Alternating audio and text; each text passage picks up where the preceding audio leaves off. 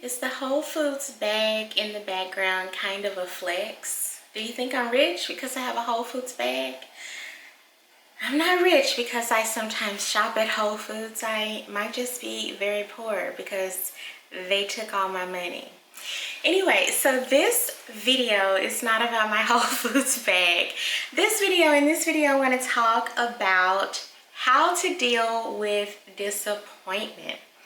So this is obviously like a really big topic that nobody could cover everything in one short YouTube video, but I'm going to share some things that I have learned to do over the past many years of going to therapy and learning more about myself and like working on my anxiety, improving it and things like that. I'm going to share with you some things that I've learned to do in order to improve my personal experience with feeling disappointed. So I just got back from attempting to tour an apartment complex. So I am currently in the process of moving, looking for, the next place where I will live.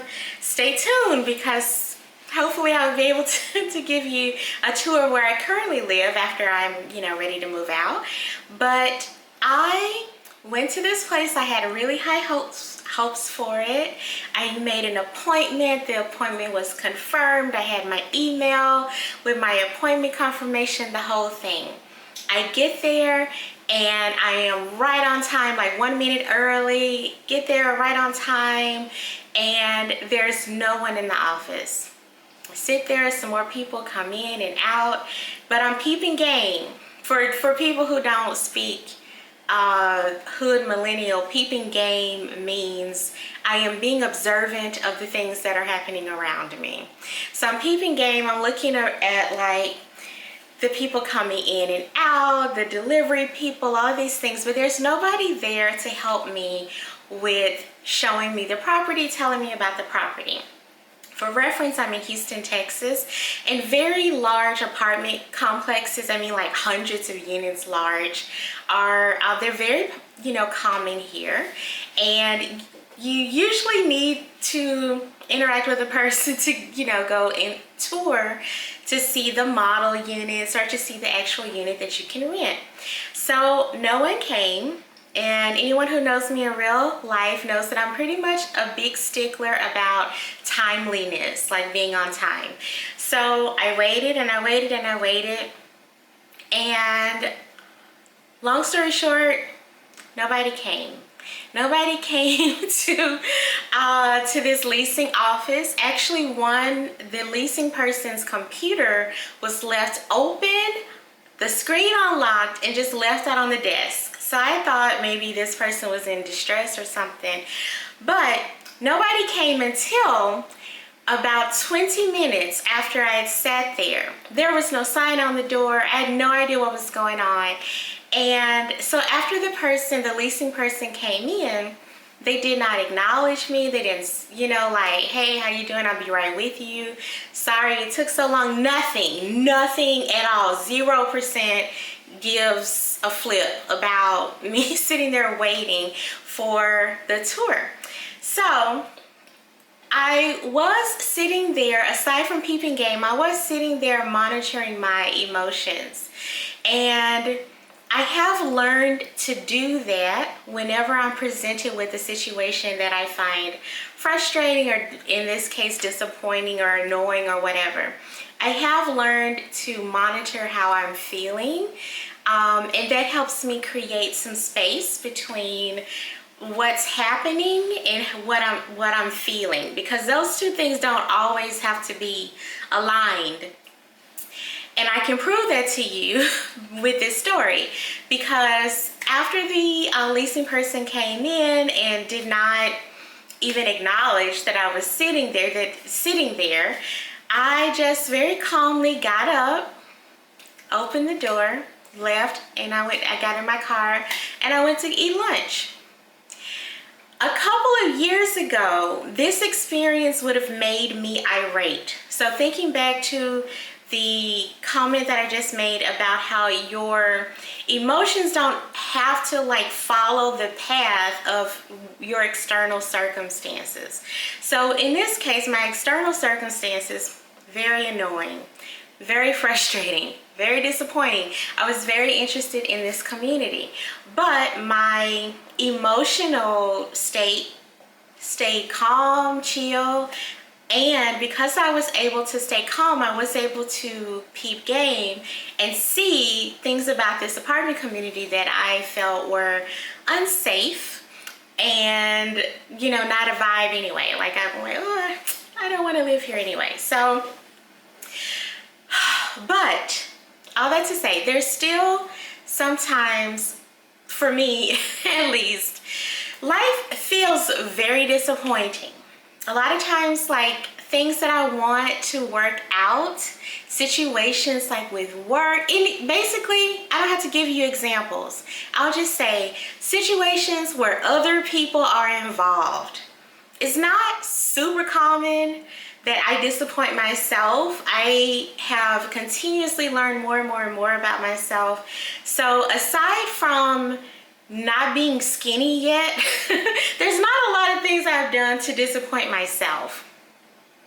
But as I have interactions with other people, you know, I am often disappointed.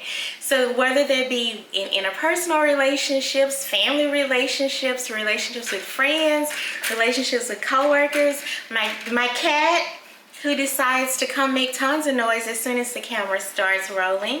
But regardless of the situation, disappointment is pretty common in my life, and it's probably pretty common in yours. It's just a byproduct of existing in human form. So with that being said, and with my story about my apartment complex non-tour out of the way, I want to share with you some things that I've learned to do to deal with disappointment. And you see me looking down, I got my phone here with my notes. So related to this, I also want to say that I have been seeing this meme going around on Facebook, and it said something like, the way to avoid disappointment is to have no expectations. And I definitely agree with this meme. However, it is very difficult, at least in my experience, and I think the experiences of most people, to just walk around life with no expectations.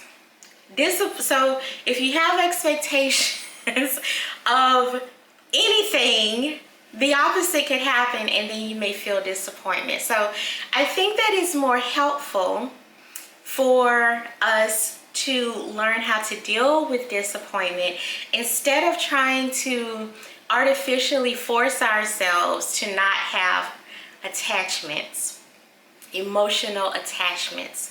So if you feel excited about something and then something doesn't go the way that you expect it to, you don't have to go off the deep end and, you know, be like sad about it for days, depending on what it is. But you also should not expect yourself to never have excitement, never be interested in anything, never want the new job, never hope that that girl calls you. Like, that's crazy. Like, how are you going to live like that? And I think for most people, it's very difficult to have those feelings of some level of attachment or excitement and also just like not care if the thing works out. So I am here to say, until you get to that point, maybe one day you will get to that point where you can totally kind of separate those feelings, the feelings of excitement or attachment to, if it doesn't work out, the disappointment. If you ever get to that point where you can separate those feelings, good for you. I'm not there yet. I think a lot of people are not there yet. We might not ever get there yet. So here are some ways that I deal with disappointment. First, accept that life and other people are disappointing. I think personally in this lifetime, this might be as far as I will be able to get when it comes to feeling, to being healthy, and I don't know how to say that. How to be unattached in a healthy way. Whatever, right? You know what I'm saying. I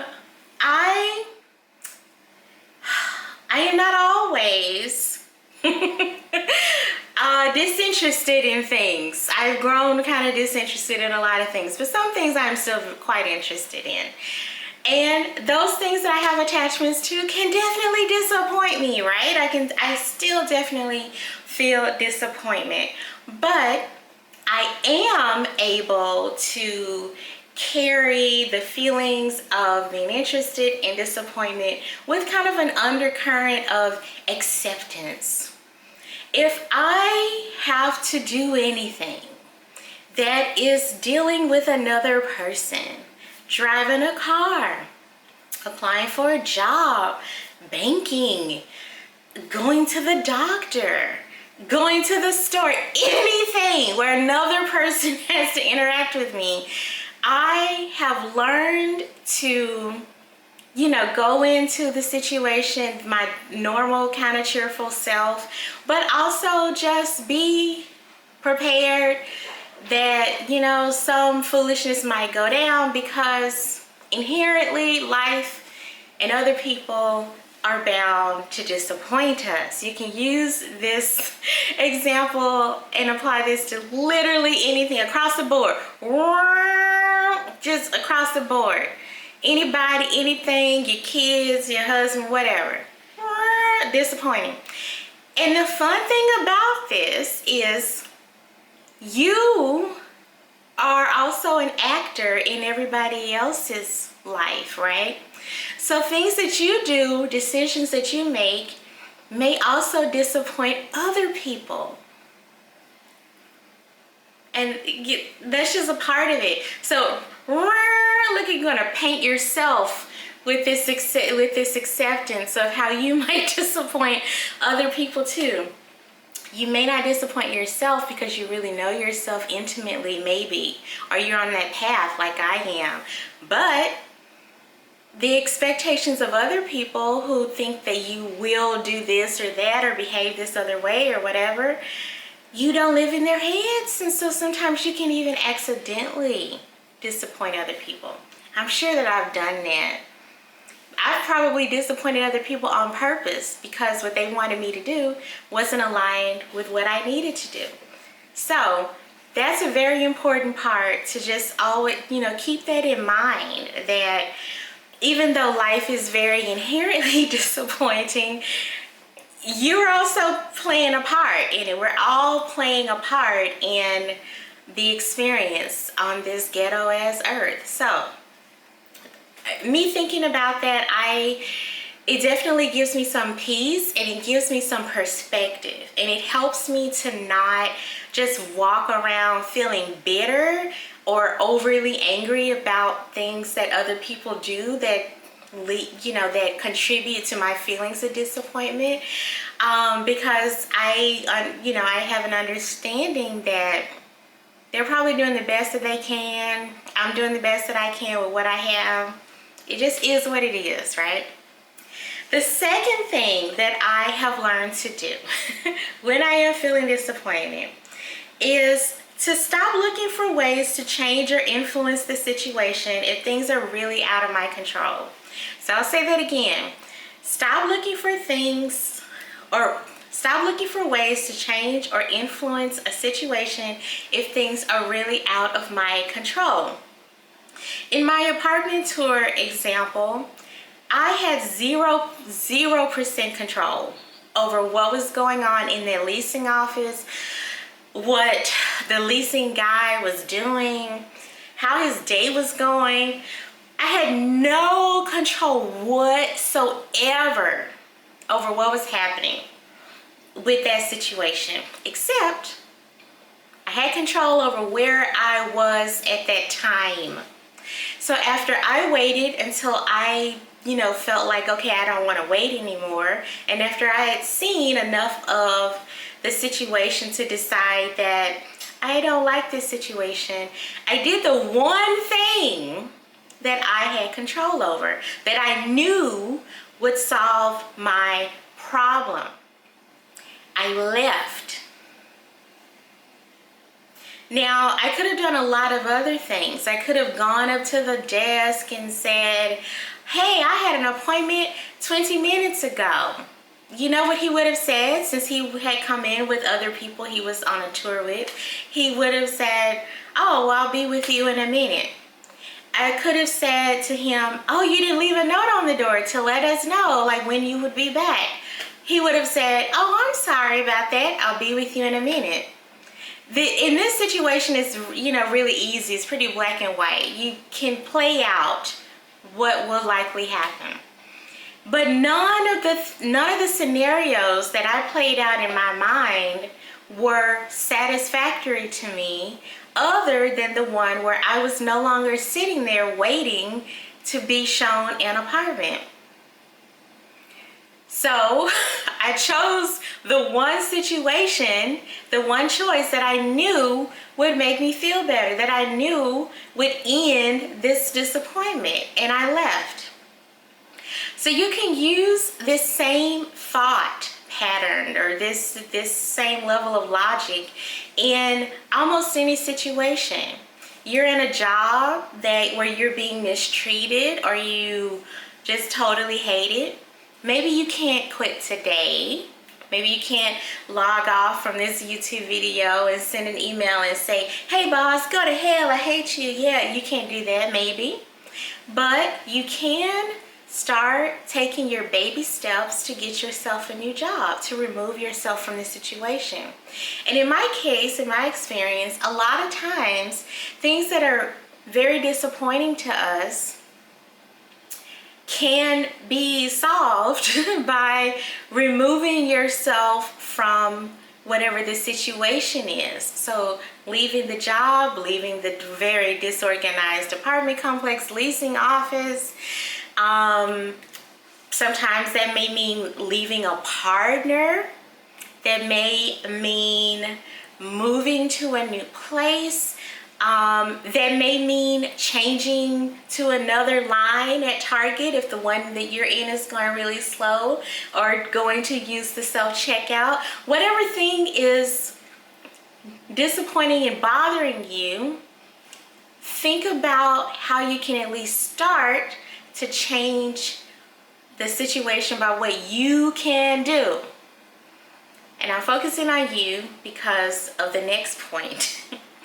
The next point is you have to accept that in a lot of cases, people don't change.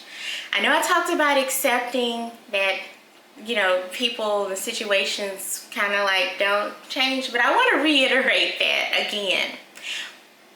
Especially in romantic relationships and work relationships. These are two areas where I have been sorely disappointed by the behavior of other people, and I had to learn that it was not my job or even really my desire to stick around in situations that were really unhealthy for me, hoping that the situation would change. And by situation, I really just mean the other people would change. Are you doing that right now? Are you sticking around thinking that maybe when some new management comes in that your job will get better? Or maybe if you just give your partner one more chance that they'll get better? They might, it might, but it also might not. Ask yourself if you are tolerating too much disappointment to the point where you are now harming yourself. And in the case of dealing with other people, whether it's at work or in a romantic relationship, bet on them not changing. And if you do that, you give yourself your power back to know and to recognize or to acknowledge that, okay, I have the power to change my proximity to this. I have the power to change my exposure to this. I do not have the power to change other people. So, with that understanding, make your choice about whether or not to give them another chance, whether or not to stay in the relationship. But I want to bet you $1 to $2 to $3 to $5 that yeah, the other person's not going to change. You have to take your own power and change the situation for yourself. You can change you. That's it. That's it. Nobody else. All right. Thinking about proximity, like I just mentioned, another thing that I've learned to do is just to change my proximity to the situation. So an extreme situation might be, okay, we're not in this relationship anymore, I've quit this job or whatever. Like a total removal of me from the situation. However, I thought about this before I started recording, and there are also other there's like a gradient of this, like a range of this. So for example, if you have a friend who is in whatever way, however this means to you, not being a really great friend anymore, regardless of the reason and circumstances, you may want to totally cut off connection with that person, but you may want to just distance yourself a little bit. So in the future, maybe the relationship can be healed or get better, but maybe you don't want to like totally sever that bond. That's an example of what I mean by changing the proximity. So if you're hanging out with a friend who is exhibiting some, they're exhibiting some behaviors that are concerning to you or whatever, after you let them know, if it keeps going, just don't hang out with them anymore. Maybe you can still take their calls. Maybe you can still text message or something, but don't hang out with them in person anymore, or hang out with them in person less, or whatever that looks like, but put some distance between you and that person, and that can definitely help reduce the amount of disappointment that you feel in that situation. And then over time, you can decide if you need to maintain any kind of connection with them at all. Sometimes you do. Sometimes things get better. Sometimes you won't. And you can just disconnect from that situation altogether. So that's what I mean by changing the proximity. And the last thing that I learned to do, which is interwoven in everything that I've said, but the last thing that I've learned to do with handling disappointment is to change my attitude about what is happening. In my apartment complex story from the beginning of this video, I really, maybe even just 12 months ago, I really would have been so frustrated. I would have felt like, oh my God, you wasted my time. This is dumb. You guys are unprofessional, which all of those things are still true. I don't know if the guy's dumb or not. I don't know. I want to speak poorly about anybody.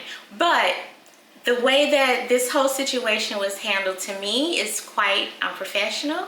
And they actually did waste my time, about an hour of it. But I am really glad and excited about the progress that I've been able to make from really, I think even a year ago, I would have been like, oh, what the hell? Oh, these stupid people. Today, with the distance that I've learned to keep between how I'm feeling, my emotions, my thoughts, and my external factors, I was able to just be like, all right, this is not a vibe. This is not for me. Okay, oh, bye, and just leave.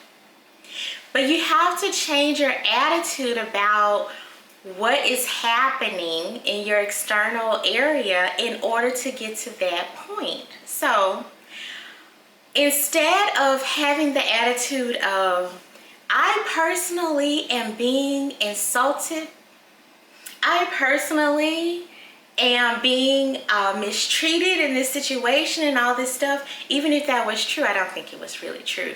But instead of formulating this story in my head where I have been terribly inconvenienced and all of that, even though that was true, but instead of, you know, like reinforcing this idea, these negative ideas about what's happening to me, I instead kind of skipped it and thought, okay, this is disappointing to me and frustrating. What can I do to not be in this foolishness anymore? Okay, I can leave. And I left. So you can train yourself. I never thought I would be able to deal with a situation where someone was late, because I don't like tardiness. And I'm still like, meh, all right. I never thought that I would be able to get to this point, but here I am. To my friends and family who are watching this, this is not an invitation for you to be late. You know I hate it, so please don't do it. I love you, but please don't do it. But anyway, I never thought I would be able to get to this point, but I have been able to get to this point and to save myself a lot of frustration, because I just have learned, I've practiced changing my attitude about what's happening. So instead of just internalizing all this negative stuff and thinking all this negative stuff about other people or whatever, just skip all that. It doesn't do you any good. You feeling mad about somebody being late won't make them be on time. I should put that on a t-shirt and like give it to myself for the future, because somebody I know is going to be late in the future, and I might not be as open to like feeling okay about it as I am today. But yeah, like, you making yourself mad because of what somebody else is doing is not going to make them stop doing it. Now you're just mad and still in a foolish situation. Skip it. Change that attitude. See what you can do to get out of this situation. It sounds very simple when I talk about it in, you know, in simple terms. I'm not here to tell you like how to fix very complex situations in your life. I am telling you that it's possible that you can fix a lot of situations in your life, a lot of the disappointing situations in your life, if you can change your attitude about what's going on. Once you start changing your attitude, then you can start thinking of solutions in order to get yourself away from the disappointing situation, or to learn how to deal with it or manage it better.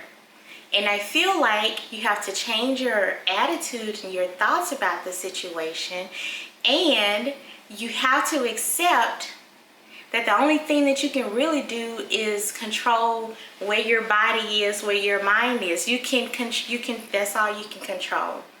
And if you can do those two things, even when disappointing things come up, you got this. You can do it. You can get better. You can feel better.